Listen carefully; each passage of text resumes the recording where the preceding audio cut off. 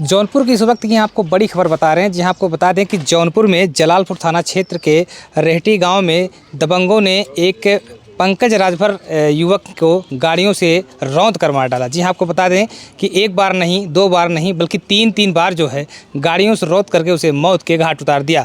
तो उसी पंकज राजभर के हम घर पहुँचे हैं, तस्वीरें दिखा दें। तो आप पंकज का घर आप सामने देख रहे होंगे। आप घर देख करके अंदाज़ा लगा सकते हैं कि पंकज की जो हैसियत हो क्या रही होगी। एक गरीब तबके का आदमी था पंकज, और जिसको दबंगों ने एक बार नहीं बल्कि दो बार नहीं बल्कि तीन बार जो है गाड़ियां चढ़ा करके रौंद के उसे मौत के घाट उतार दिया।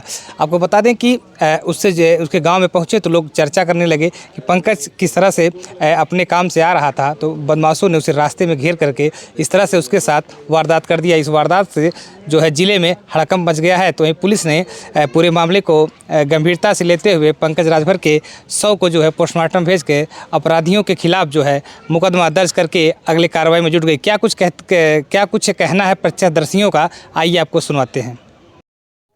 आपका नाम आनंद है? आनंद नाम है मेरा। कल आप भी थे साथ में पंकज? हाँ, मुख्य वारदात पे थे वहाँ पे। क्या हुआ था कल? क्या हुआ था कि पहले मेरी इनसे एक बार हो चुकी थी, तो मैंने उसको सीरियसली लिया नहीं। तो मैंने बोला कि भाई हो गए गाँव पुर के, चलो ठीक है। फिर वो लोग घात बना के मेरे पास बैठे थे कि क्या करना है। तो हम जब गए तो मेरे साथ पंकज राजभर भी था। बाइक से हम पहले गए थे, तो वो उतर के चला गया पेशाब करने। तो हम चले गए मेडिकल पे।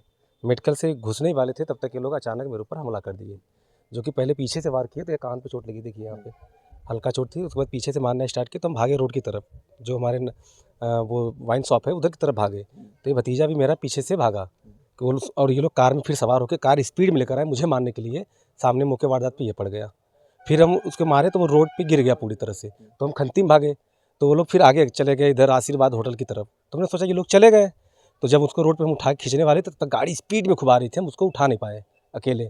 और तब तक हम फिर रिटर्न भागे, तो खंती की तरफ रोड के छोड़ के जितना भागे खंती की तरफ साइड की स्पीड लेके गए। फिर हमको लगा कि ये लोग चले गए, इसको हम फिर साइड में करते हैं। तो फिर पीछे से बैक करके मकान की तरफ से फिर स्पीड में आए। कई बार आए मुख्य वारदात पे। फिर उसके बाद फिर वो लोग फिर चले गए। तो फिर अपने यहाँ कुछ लोगों को कॉल किया अपने गांव में। कुछ लड़के थे जो कि एक साथ बैठे थे। उसमें से हम लोग को फ़ोन किए तो 5 लोग आ गए थे। तो फिर वो लोग रिटर्न आए कि अभी अकेला है, भी कोई आया नहीं होगा। फिर वो रिटर्न आए वो लोग। तब तक मेरे गाँव के लोग कुछ थे, सोचे उठा कर रख दे। तब तक फिर स्पीड में आ गया, तो सब लोग भागे। उसके बाद भी दो बार गाड़ी आई, 3 बार कुचला गया है गाड़ी से। ये कितनी देर में कुचला गया? ये टाइमिंग था करीब 10 मिनट तक रोड पे गाड़ी थी। 10 मिनट का वारदात था ये सब। 10 मिनट में आप लोग हटा नहीं पाए? हटा नहीं पाया उसका। तब तक दोबारा स्पीड में थी गाड़ी थी कि चांस ही नहीं मिला भागने का मुझे। और गाड़ी राउंड मतलब मुश्किल से 20 मीटर के बाद तुरंत बैक कर देते थे ये लोग, कि चांस नहीं मिलता था भागने में। वो अपना जान बचाने चक्कर में हम। इस बात को लेकर आपसे रंजिश ये मतलब हुआ था हमारा, उनसे मेरी बात हुई थी एक बार। क्या हुआ था कि हम फिरौती मुझे भी मांगे थे ये लोग।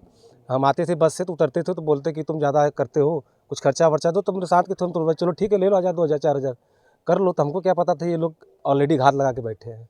बस यही वारदात है मेरे साथ हुआ है। कितने लोग थे कल? ये लोग 3 लोग थे। एक और था, उसका नाम तो मुझे याद नहीं है। एक लोग और थे। कौन लोग थे? ये एक था अभिषेक सिंह उर्फ छोटू, और एक था रोहित सिंह, और एक था अविनाश सिंह। ये तीन तो अपराधी जो मौके वारदात पे थे। ये तीनों गाड़ी में सवार थे और तीनों के टारगेट हम ही थे। ये जो कार थी किस तरह की? ये ब्लैक कलर की स्विफ्ट डिज़ायर थी। ब्लैक फिल्म भी उसमें लगी रहती है? हाँ, ब्लैक फिल्म कांच की, जो बैठते हैं कार में कोई दिखता नहीं था। लेकिन हम उसको, ये लोग उतरे थे तो तीनों को चीने थे हम, यही तीनों हैं। अच्छा, इसके पहले भी इसकी शिकायत रही होगी, कभी आपने पुलिस कंप्लेन किया था? नहीं, कंप्लेन तो नहीं करना, क्योंकि मुझे ड्यूटी जाना होता था सर, इतना टाइम भी नहीं मिलता था। हमको लगा सर ये कि नॉर्मली हो सकता है मेरे साथ, हम इसको थोड़ा गंभीरता से लिए नहीं। उन लोगों एक दो बार जब आपसे वो फिरौती भी मांगे थे, पैसे भी मांगे, तब भी आपने कोई शिकायत क्यों नहीं की? हमको लगा कि सर कि भाई चलो हो सकता है एक साथ, क्योंकि वो जो रोहित सिंह था मेरे साथ पढ़ा लिखा भी था। अच्छा। मेरा क्लासमेट भी था वो। अच्छा। तो हमको लगा कि इसे ही करता होगा। मुझे एक बार कॉल भी ये किया था कि मुझे 40 से 50 हज़ार रुपये चाहिए। तो बोले किस चीज़ का चाहिए, हम तुमसे कर्जा वर्जा लिए नहीं है। कब बस चाहिए, नहीं तो समझ लेना। ये तीनों जो थे उसमें से मेन था रोहित, और ये अभिषेक, और वो भी उसके साथ जो साथी था। रोहित आपके साथ पढ़ा लिखा भी था आपका क्लास में, तो किस नेचर का था वो? वो पहले ही से स्वभाव था कि जैसे सबको धमकाना, किसी के दुकान पे जाके खाना पीना उधार अगर मांगते हैं। तो एक बार हमारे लोकलिटी जो आग लगी है मार्केट में, उसके मनीष जायसवाल, उसके दुकान पे भी लोग गए थे। अभी इसकी घटना 3-4 महीने पहले ही घटना है। तो वो लोग पैसा मांगे तो ये लोग उसके ऊपर वार भी किए, लेकिन वो लोग बिजनेस वाले हैं, इस लफड़े में पड़ना नहीं चाहते। वो लोग पुलिस केस भी की थी, कोई सुनवाई वगैरह हुआ, इसके बारे में मुझे आइडिया नहीं है। और शुरू से ये लोग करते हैं, डेली पीना खाना, दुकान पे सबको धमकी देना, किसी का खा पी के पैसा नहीं देना, ये रोज़ का पर्पज था उनका। कई राउंड गाड़ियाँ उसके ऊपर चढ़ाए थे, पहले उस पर सुनने में आया कि सिर्फ पैर पर से ही निकाले थे, उसके बाद जो पूरा कई बार उन्होंने हाँ, पहले जब मारे तो गाड़ी से वो गिर गया, मतलब कि झटका लगा जब, तो गाड़ी गिरी तो पैर पे। उसके बाद फिर जब मैं उसको उठाना चाहा, वो थोड़ा वेटेड था, मैं उठाना चाहा तो गाड़ी 20 मीटर से फिर रिटर्न आ गई। इतना तेज़ ब्रेक मार के मोड़े हैं उड़ाने के लिए कि हम उसको खींच नहीं पाए। मतलब ये माना जाए कि पूरी तरह से वो जो है मारना ही चाहते थे। हाँ, पूरे मेन कई बार टारगेट था वही। अभी सर क्या है कि एक्चुअली अगर होता एक्सीडेंट केस होता तो एक बार में गाड़ी चली जाती, वो भागते कि भाई एक्सीडेंट हो गया है, और 3 बार रिटर्न गाड़ी आने का मतलब कि मौत को टारगेट करना था। कैसे देखते हैं अभी तक पुलिस जिस तरह से कार्रवाई कर रही है, इसको नहीं, कैसे देखते हैं? प्रशासन तो मेरे साथ है, अभी तक जो मैंने बोला है, प्रशासन अपने कार्य के लिए लगी है, और कुछ अपराधी पकड़े भी गए, जैसे उनके रिलेटेड जो उनके साथी थे। अभी मैं थाने पे आया अभी जस्ट, तो वहाँ पे देखे 2 लोग बैठे थे, जो उनके रिलेटिव हैं, जो उनके क्लोज़ हैं, उनको बैठाए हैं एसओ साहब वहाँ पे, पूछताछ चालू किए हैं सब।